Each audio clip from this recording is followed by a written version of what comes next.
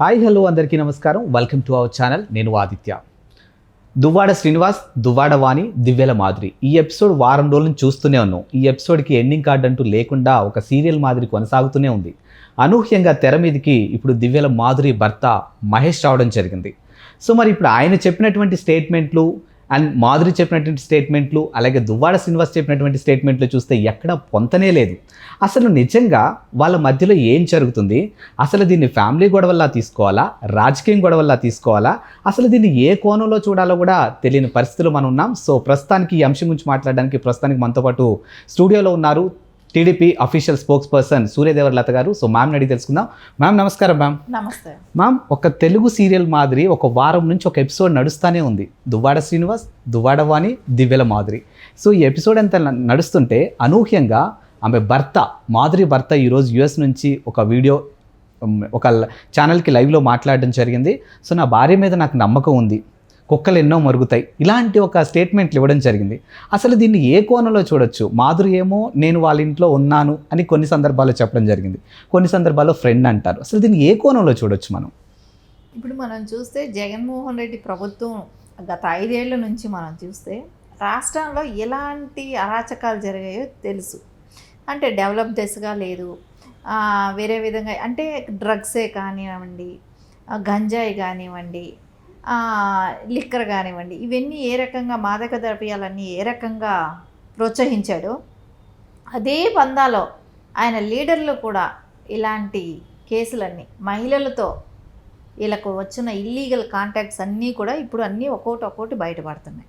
So మనం చూసాం, గతంలోనూ మనం విన్నాం దానిలో ఉన్న లీడర్స్ గురించి. సో తర్వాత కూడా మొన్న విజయసాయిరెడ్డి గారి విషయం, శాంతి సరే, ఆటోమేటిక్గా ఎవరైతే వాళ్ళ భర్త కంప్లైంట్ ఇచ్చాడు, చెప్పాడు, ఇన్ని చేశాడు, సో అతను ఉన్నట్టుండి తెరమరుగు అవటానికి అంటే ఆయన్ని బెదిరించారా? సో ఆయన మీద కేసులు పెడతామని, ఆయన అంటే మనీ పవర్ అయినా అవ్వచ్చు, చంపుతామనే బెదిరింపు అయినా అవ్వచ్చు. ఈ రెండిట్లో ఏదో ఒకటి చేయబట్టే కదా ఆయన భయపడ్డాడు అక్కడ. సో అది అక్కడతో క్లోజ్ చేయటమే కానివ్వండి. సరే, ఈరోజు ఇది మళ్ళా ఇంకా కొన్ని కేసులు రావడానికి కూడా ప్రిపేర్ అయి ఉన్నాయి. సో గతంలో తీసుకుంటే కొంతమంది లీడర్స్ అదేలాగా ఎమ్మెల్యేలు, మినిస్టర్స్ కూడా వాళ్ళు ఇప్పుడు మాజీ మినిస్టర్స్గా ఉంటున్నారు. సో వీళ్ళందరికీ చూస్తుంటే ప్రతిసారి కూడా ఈ మహిళల విషయంలోనూ అంటే ఫ్యామిలీస్కి అంటే వీళ్ళు ద్రోహం చేస్తూనే, ఒక పక్క ఫ్యామిలీకి ద్రోహం చేసుకుంటూనే ఉన్నారు. సో ఇంకొక కుటుంబాలను కూడా నాశనం చేస్తున్నారు. ఇప్పుడు మనం దువ్వాడ శ్రీనివాస్ విషయం తీసుకుంటే వాళ్ళ ఆయన చూస్తే అంత అన్యూన్యమైన దాంపత్యం అయితే ఆవిడ వదిలేసి వచ్చేది కాదేమో. సరే, వాళ్ళ ఆవిడ చెప్తుంది, వేరే ఛానల్లో ఇంటర్వ్యూ ఇచ్చినప్పుడు చెప్తుంది, 1 ఇయర్ లాస్ట్ ఇయర్ ఎప్పుడో మాట్లాడాము అని అంది. సో పిల్లలతో మీరు పిల్లలతో మాట్లాడుతుంటారా ఆయన అని అడుగుతున్నారు. అంటే సిగ్నల్స్ రావు అప్పుడప్పుడు అని అట్లా ఏదో చెప్తుంది.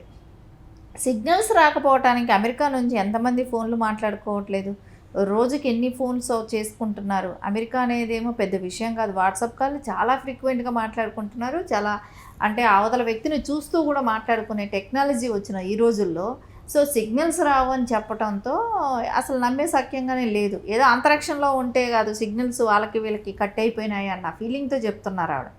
సో అది నమ్మే విషయం కూడా అనిపించట్లా.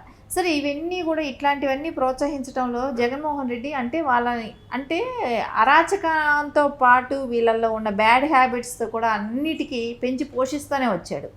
అంటే ఇప్పుడు ఒక విషయం ఇక్కడ మనం తీసుకోవాల్సింది, గతంలో జగన్మోహన్ రెడ్డి గారి మీద కూడా ఇలాంటివి ఉన్నాయి, ఇలాంటి టాక్స్ గతంలో నడిచాయి కూడా. సో అది అంటే ఆయన గురువు గారిని ఫాలో అయ్యారా వీళ్ళు?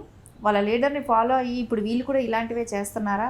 సరే, ఇంకా కొంచెం దూరపూడి ఇంకొంచెం వచ్చే విషయాలు కూడా బయట వచ్చేటివి ఇంకా తొందరలో ఉన్నాయి, కొంతమంది విషయాలు ఇంకా బయట వస్తున్నాయి కూడా.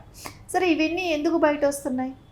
ప్రతి వాళ్ళు కూడా ఎందుకు ఇట్లాంటివి, ప్రతి నాయకుడు కూడా ఎందుకు ఇట్లాంటివి అంటే మేము ఏమైనా చేయొచ్చు, ఎవరి కుటుంబాలైనా మేము నాశనం చేయొచ్చు, మేము మా కుటుంబాలను కూడా మేము చెప్పు చేతుల్లో పెట్టుకుంటాం అనే విధంగానే ఉన్నారు కదా. సో ప్రతి వాళ్ళ విషయంలో కూడా ఇప్పుడు ఇవి ఒక ప్రాసెస్ లాగా నడిపిస్తున్నారు. సో ఈరోజు భర్త వచ్చాడు, సో భర్త అమాయకంగా మాట్లాడేది చూస్తే ఆయన ఖచ్చితంగా బెదిరించి ఆయన బయట తీసుకొచ్చి కూర్చోపెట్టి మాట్లాడుతున్నారు. ఆవిడ చెప్పిన విధానం చూస్తే నిన్న మొన్న ఆవిడ పెద్ద 100 కోట్ల ఆస్తిపర్రాలు అన్న లెవెల్లో చెప్తుంది. ఆయన చెప్తున్నాడు నాకు 10 లక్షల జీతం అంటున్నాడు.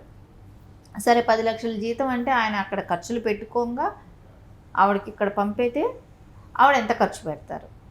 సో మా అయితే ఆవిడ ఇన్కమ్ సంవత్సరానికి 50 లక్షలు ఉంటుంది, ఉండదు కదా. సో ఆమె కోట్లల్లో బిజినెస్లు చెప్తున్నారు. ఇవన్నీ ఎలా? సో అంటే ఇక్కడ దువ్వాడ శ్రీనివాస్ గారు ఆయన అక్రమ సంపాదన అంతా ఆవిడని బినామీగా పెట్టాడు. సో మా ఫాదర్ లాయర్ అంటాడు, లాయర్లు ఎంతోమంది ఉన్నారు.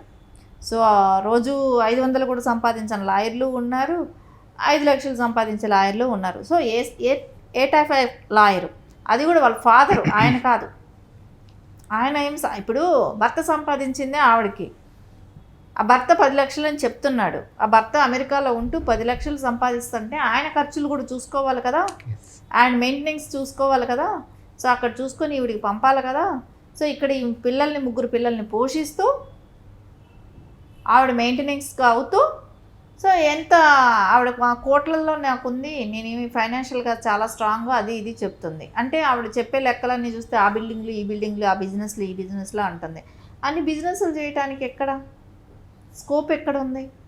సో ఇవన్నీ దువ్వాడ శ్రీనివాస్ ప్రభుత్వ సొమ్మే ఇన్ని రోజులు వీళ్ళందరూ, అంటే తప్పు ఎక్కడో ఒక చోట జరుగుతుంది, అది ఎప్పుడో ఒకసారి బయట కుండ బద్దలు కొట్టినట్టు బయట వస్తుంది. అది ఖచ్చితంగా ఈరోజు బయట వచ్చింది. అది అక్రమ సంపాదనే. ఇప్పుడు ఆవిడ మీ దగ్గర ఉన్న సంపాదన అంతా కూడా ప్రజల సొమ్ము అనేదే మనకి ఇక్కడ తేట తెల్లంగానే కనపడుతుంది. ఈరోజు ఆయన వచ్చి, మహేష్ గారు వచ్చి ఆవిడకి మాకు ఉత్తమమైన మహిళ కింద ఆయన సర్టిఫికేట్ ఇవ్వచ్చు, కానీ ఆ ఇచ్చిన దానిలో ఆయన కూడా నిజాలు కొన్ని చెప్పాడు. దాన్ని అక్కడ మనం అడ్రస్ చేయాల్సినవి. సరే ఇప్పుడు అది ఆయన మొగుడే నచ్చి ఆయనతో ఉంటే నాకు ఇష్టం బాధ లేదు, ఆవిడ ఎలా చేసినా నాకు సంతోషం అని అనుకున్నప్పుడు అది, కానీ అవతల భార్య చెప్పట్లేదే, వాణి చెప్పాలి. ఆవిడ వాణి గారు, దువ్వాడ శ్రీనివాస్ గారు వైఫ్ చెప్పట్లా, ఈయనేమో ఉత్తమ వైఫ్ అని చెప్పి ఆయన అవార్డు ఇస్తున్నాడు, కానీ ఆయన భార్య చెప్పట్లేదు కదా. ఉత్తమ హస్బెండ్ అనాలి ఇప్పుడు ఆవిడ, ఇవ్వాలి ఆడ ఉత్తమ హస్బెండ్ అని ఇవ్వాలి. నువ్వు నా భర్తలోంచి వైదొలుగానే ఆవిడ చెప్తున్నారు. సో అది ఆవిడ కూడా ఒప్పుకున్నప్పుడు ఎవరు పట్టించుకోరు. సో నీకు అంత బాధ వేస్తేనో ఆవిడని అంత సెటరేట్ చేసుకోవాలంటేనే ఆవిడని పిలుచుకోవాల్సిన అవసరం ఆయనకి నా ఉంటుంది. నువ్వు వాళ్ళిద్దరూ ఏమో మేము కలిసి ఉన్నామంటారు, అడల్టరీ రిలేషన్షిప్ మాది అని చెప్తారు వాళ్ళిద్దరు. ఆయనేమో అమాయకంగా చెప్తున్నాడు, అమాయకంగా చెప్తున్నాడా భయపడి చెప్తున్నాడా కూడా అర్థం కావట్లా. అంటే మళ్ళీ ఆయన నేను ఒక టీడీపీ అని చెప్తాడు, ఆవిడ వైసీపీ అంటాడు, నాకు పార్టీలు అంటే ఇంట్రెస్ట్ లేదని అంటాడు. సో ఈ జగన్మోహన్ రెడ్డి అంటే ఇష్టం వాళ్ళ నాయకులకు అందరికీ కూడా ఒక లైసెన్స్ లాగా ఇచ్చాడు, మీరు ఏమైనా చేయండి, ఎట్లాగైనా చేయండి, మీకు నేను ఉన్నానన్న భరోసానా, ఆ రకంగా ఈ 5 సంవత్సరాల్లో నడిపించాడు. సో ఇప్పుడు ఒక్కొక్కటి వెలుగులోకి వస్తున్నాయి. సో ఇంకా వెలుగులోకి వచ్చేటివి చాలా ఉన్నాయి, చాలా కథలు వెలుగులోకి వస్తాయి ఇంకా కూడా. సో ఇవన్నీ చూస్తుంటే ఖచ్చితంగా జగన్మోహన్ రెడ్డి అండ చూసుకుని వీళ్ళందరూ ఈ రోజున ఈ రకంగా రెచ్చిపోయారు అని అనిపిస్తుంది. Thank you ma'am. Thank you.